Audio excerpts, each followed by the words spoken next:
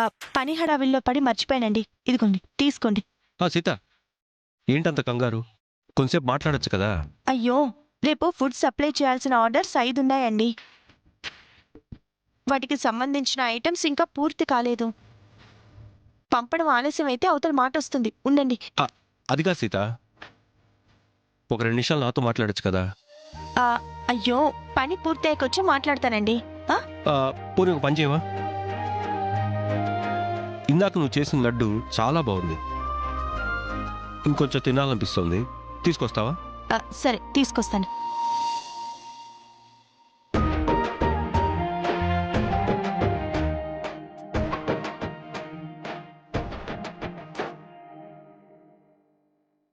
ఇదిగోండి.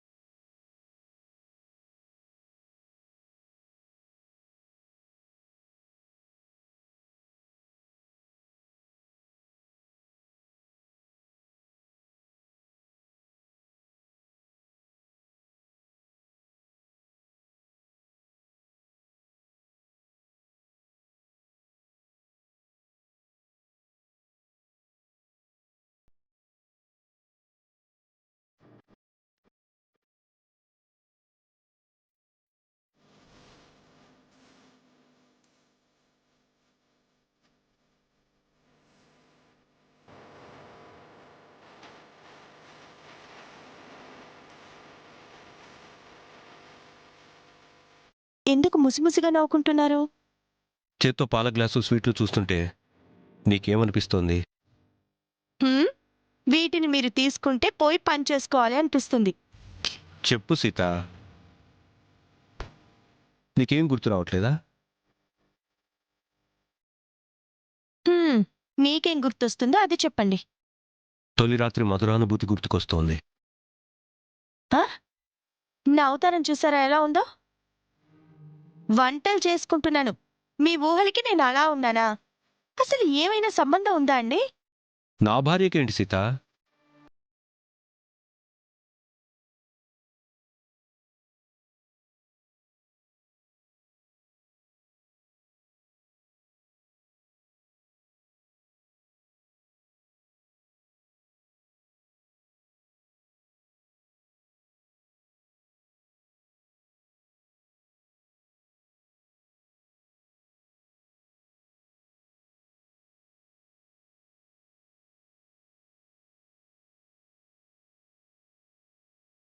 ఆగండి.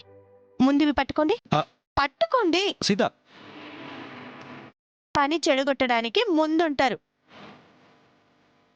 ముందు మీరు ఈ పాలు తాగి పడుకోండి. మహానుభావ మీకు దండ, నన్ను వదిలేయండి. సీత, సీత, సీత.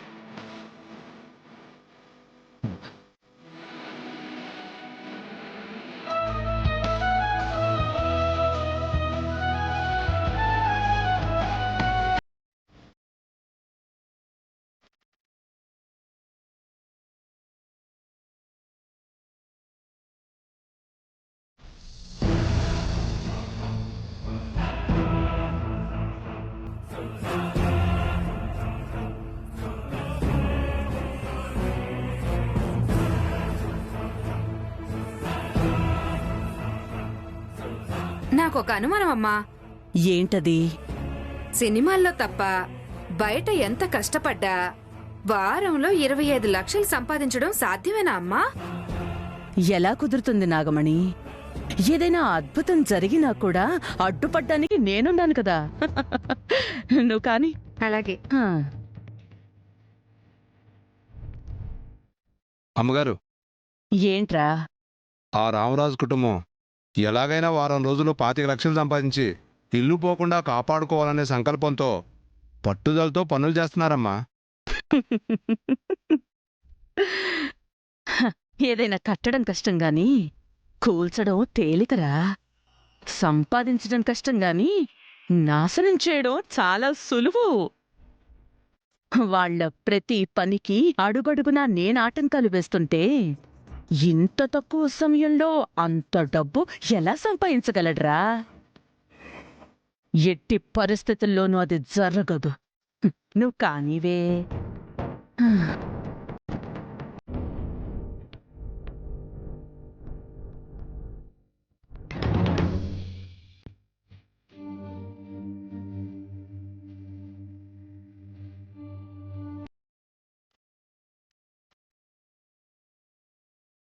దాక్షాయిణి, దాక్షాయిణి, నా షర్ట్ ఎక్కడ పెట్టావో కనిపించట్లేదు.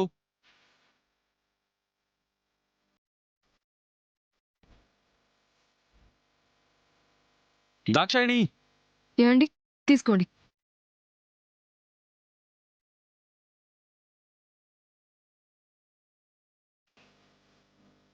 ఇంతకీ చేయి నొప్పి ఎలా ఉందండి? నువ్వు చూపించిన ప్రేమకి పరారైంది. అరే, చెయ్యి ఎర్రగా పండిందే. అంటే నీకు నా మీద ప్రేమ చాలా ఉందన్నమాట. పాపం, పని ఒత్తిడిలో నేనే మిమ్మల్ని ముందుగా ప్రేమించి పెళ్లి చేసుకున్నాను అన్న సంగతి మర్చిపోయారా స్వామి? పని ఒత్తిడిలో కాదు, నీ ప్రేమ మైకంలో పడి మర్చిపోయాను. అబ్బచ్చా. గుండీలు నేను పెట్టుకుంటాను గాని సాయంత్రం దాకా పనిచేయడానికి కొంచెం టానిక్ ఇవ్వొచ్చుగా.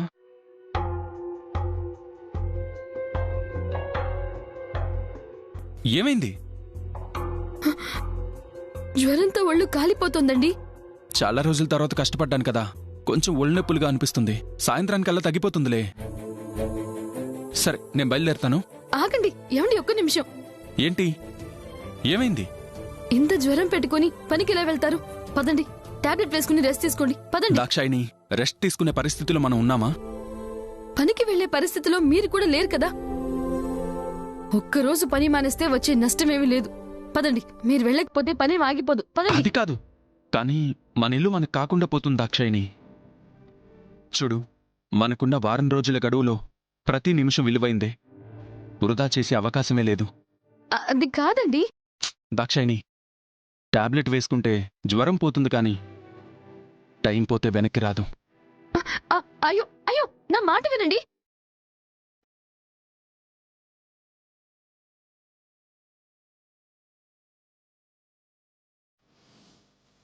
సీత, నేను షాపింగ్కి బయలుదేరుతున్నాను. వస్తున్నానండి. ఇదిగోండి క్యారేజ్. హ్మ్. పని హడావిల్లో పడి తినడం మర్చిపోకండి, ఆరోగ్యం పాడవుతుంది. మాకు చెప్పడం కాదు సీత, పంజాసంలో పడితే నీకు కూడా తిండి గుర్తుండదు. నువ్వు కూడా వేళకి తిను. మ్, అనయ్య, నేను మిల్లుకి వెళ్తున్నాను, వెళ్ళొస్తావుదనా? ఉండు శంకర్, నీకు కూడా క్యారేజ్ కట్టాను, తీసుకొస్తాను. శంకర్, ఒళ్ళు మరీ హోనం చేసుకోవద్దు. అలాగే అన్నయ్య. ఏమండి, నా మాట వినండి. ఇవాళ ఒక రోజు వెళ్ళకపోతే కొంపలేమి మునిగిపోవు. ఈ రోజుకి ఆగిపోయి రెస్ట్ తీసుకోండి. హా? ఏమైందిరా? ఎందుకు దాక్షాయిని పనికొద్దంటోంది? ఏదైనా ప్రాబ్లమా? ఏం లేదన్నయ్య, దాక్షాయిని అలాగే అంటుంది. ఏమీ లేదంటారేంటండి? జ్వరంతో ఒళ్ళు కాలిపోతుంది, బాడీ పెయిన్స్ గా ఉంది. ఈ రోజు పనొద్దు, రెస్ట్ తీసుకోమని చెప్తుంటే ఏమి లేనట్టు మాట్లాడతారేంటి? దాక్షాయిని, శంకర్, ఇది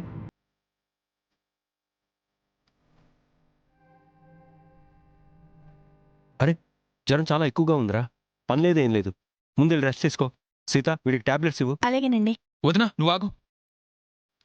నువ్వు కూడా ఏంటన్నయ్య, చాలా రోజుల తర్వాత పనిచేశాను కాబట్టి ఒళ్ళు కొంచెం వేడెక్కింది. దాక్షాయిని అనవసరంగా కంగారు పడుతుంది. మీ గురించి నేను కాక ఇంకెవరు కంగారు పడతారండి? ఇంత మొండిగా పనిచేసి మీకేమైనా అయితే నష్టపోవాల్సింది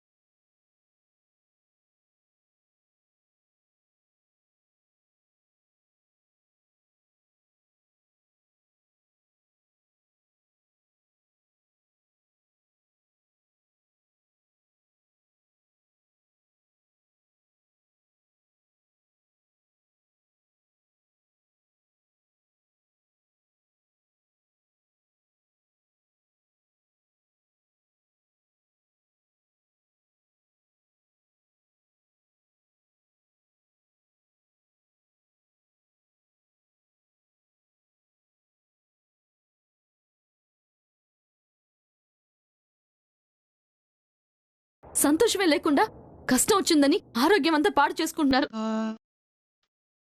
ఎప్పుడు చూసినా వేరే వాళ్ళ కోసం పాకులాడమే తప్ప భార్య గురించి ఆలోచనే లేదు. అంతా నా కర్మ.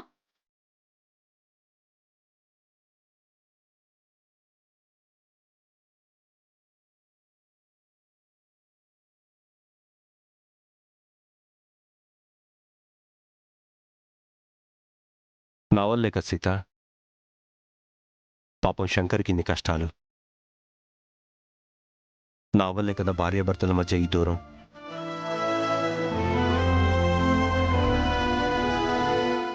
మీరెందుకండి అలా అనుకుంటారు? ఉమ్మడి కుటుంబంలో ఇలాంటివన్నీ సాధారణం. మీరు ఇలాంటివన్నీ మనసులో పెట్టుకోకుండా షాప్కి వెళ్ళండి, నేను చూసుకుంటాను. అయినా దాక్షాయిని మాట కఠినమే తప్ప చాలా మంచిది. మీరేం మనసులో పెట్టుకోకండి, మీరు బయలుదేరండి.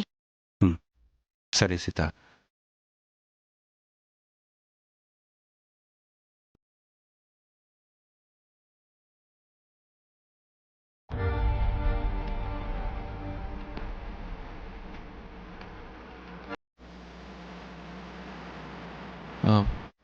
సార్, శ్రవణ్, ఎయిర్పోర్ట్ దగ్గర మహేంద్ర గారని ఒక ఆయన వెయిట్ చేస్తున్నారు.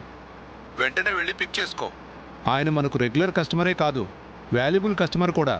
ఆయనకి టైం సెన్స్ అంటే ప్రాణం. వెయిట్ చేయించకుండా పికప్ చేసుకో. ఇప్పుడే వెళ్తున్నాను సార్.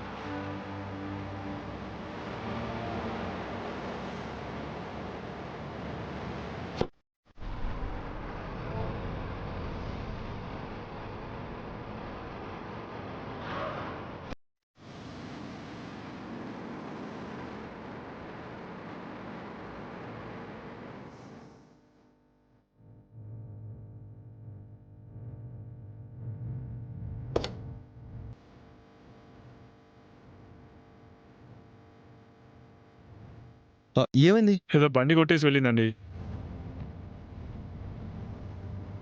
అలా చూస్తూ ఉండకపోతే అంబులెన్స్కి ఎవరైనా ఫోన్ చేయొచ్చు కదా. ఎవరైనా చేశారా? చేయలేదండి.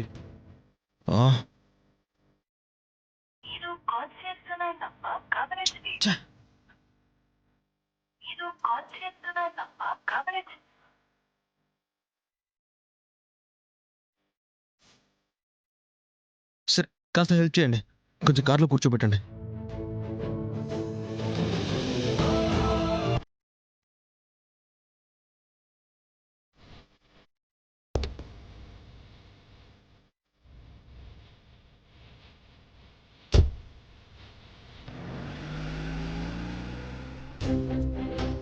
ఓల్డ్ స్టాక్ చాలా ఉంది సార్. వీటిని కొనడానికి కస్టమర్స్ ఎవరు ఇంట్రెస్ట్ చూపించడం లేదు. ఏం చేద్దాం సార్? అదంతా లక్షల్లో ఉంటుందయ్యా. వాటిని సేల్ చేయకపోతే చాలా లాస్ వస్తుంది. కానీ ఎలా సార్? లేటెస్ట్ మోడల్తో కొత్త స్టాక్ కొంటేనే కస్టమర్స్ని సాటిస్ఫై చేయగలం. ఎలాగలాగో పాత వాటిని క్లియర్ చేయాలి. రామరాజు, ఈ సమస్య నువ్వే తీర్చాలి. ఏంటి సార్ ప్రాబ్లం? లక్షల విలువ చేసే ఓల్డ్ స్టాకు షాపులో ఇలాగే ఉండిపోయింది. కొత్త స్టాక్ తీసుకురావాలంటే వీటిని అమ్మి కస్టమర్స్ని ఆకర్షించాలి. వీటిని అమ్మడానికి ఏం చేద్దామంటావు? మీరేమంటారు? నా దగ్గర ఒక ఐడియా ఉంది సార్. 20% నుంచి 50% వరకు డిస్కౌంట్ సేల్ పెడదాం సార్. 4-5 రోజుల్లో స్టాక్ అంతా క్లియర్ చేయొచ్చు. నీ అభిప్రాయం ఏంటమ్మా? సార్, డిస్కౌంట్ సేల్ కన్నా బంపర్ డ్రాలో కారో గోల్డో పెడదాం సార్. జనం ఎగబడి కొంటారు. నువ్వేమంటావు రామరాజు? ఈ రెండిట్లో ఏది బెటరు? రెండు వేస్ట్ సార్. మన షాప్ ఆల్రెడీ నష్టాల్లో ఉంది. ఇక డిస్కౌంట్ అంటే ఇంకా నష్టపోతాం. గుడ్డి కన్నా మెల్ల బెటర్ కదా సార్. పూర్తిగా పోయేదానికంటే ఎంతో కొంత వస్తుంది కదా సార్. జనం అంత తెలివి తక్కువ వాళ్ళేం కాదు. పాత స్టాక్ క్లియర్ చేయడానికో డ్యామేజ్ స్టాక్ అంటగట్టడానికో డిస్కౌంట్ పెట్టామని ఎవరు షాప్కి కూడా రారు. ఇక బంపర్ ప్రైజ్ అంటే జనాల్లో ఇంట్రెస్ట్ తగ్గిపోతుంది. మనకి ఇది రాదులే అని ఫిక్స్ అయిపోతారు. మరి ఏం చేద్దాం రామరాజు? ఫిక్స్డ్ రేట్ అని బోర్డు పెట్టేయండి సార్. అలా పెడితే ఎవరు కొంటారు సార్? ఎవరైనా కొంటారు. మన సరుకు పాతదే కావచ్చు, కానీ నాణ్యతలో తక్కువేం కాదు. ఫిక్స్డ్ రేట్ అంటే మంచి క్వాలిటీ అని నమ్మి కొనటానికి ఉత్సాహం కూడా చూపిస్తారు. ఖచ్చితంగా ఇది వర్కౌట్ అయి తీరుతుంది. రామరాజు చెప్పినట్టే చేయండి.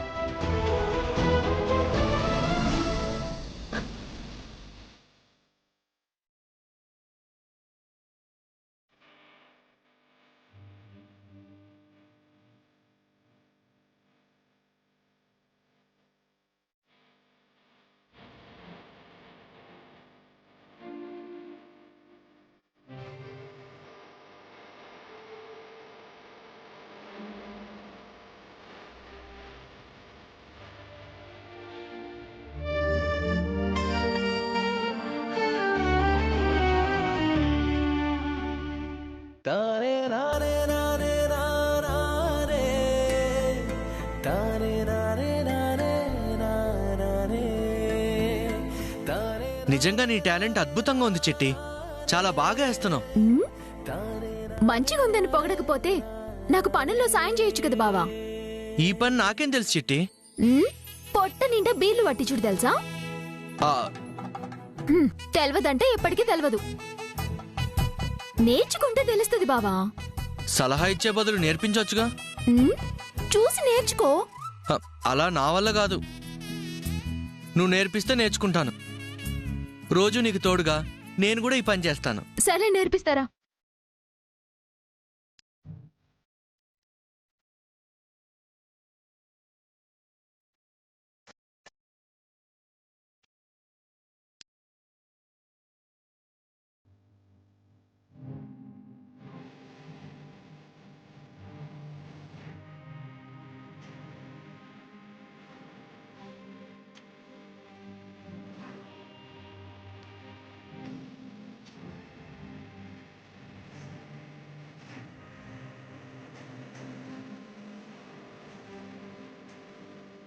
చిట్టి ఒకసారి లే. ఎందుకు? లే చెప్తాను. కొంచెం దూరంగా పోయి నిలబడు. మజాక్ చేస్తున్నావా? నాకు మస్తు బానుందిడా. చిట్టి కాస్త దూరంగా వెళ్ళమన్నానా? ఇప్పుడు నువ్వు అక్కడి నుంచి కదా, అక్కడి నుంచి నాకు నేర్పించు. బావా, దమాకుందా లేదా నీకు? ఈ నుంచి నీకెట్లా నేర్పిస్తాను కదా. నువ్వు ఇక్కడ కూర్చుని నేర్పించినా కూడా నాకు అలాగే ఉంటది. చంటి పిల్లలకి చేయి పట్టుకుని ఓనమాలు నేర్పించినట్టు నేర్పించాలి. సరే రా కూర్చో.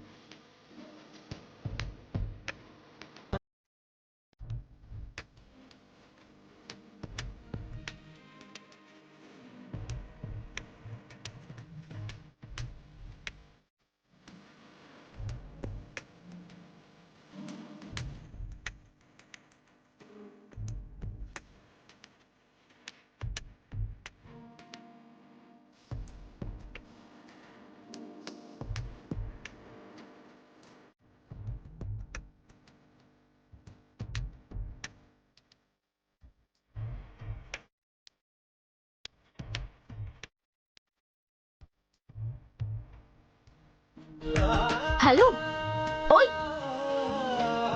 బావా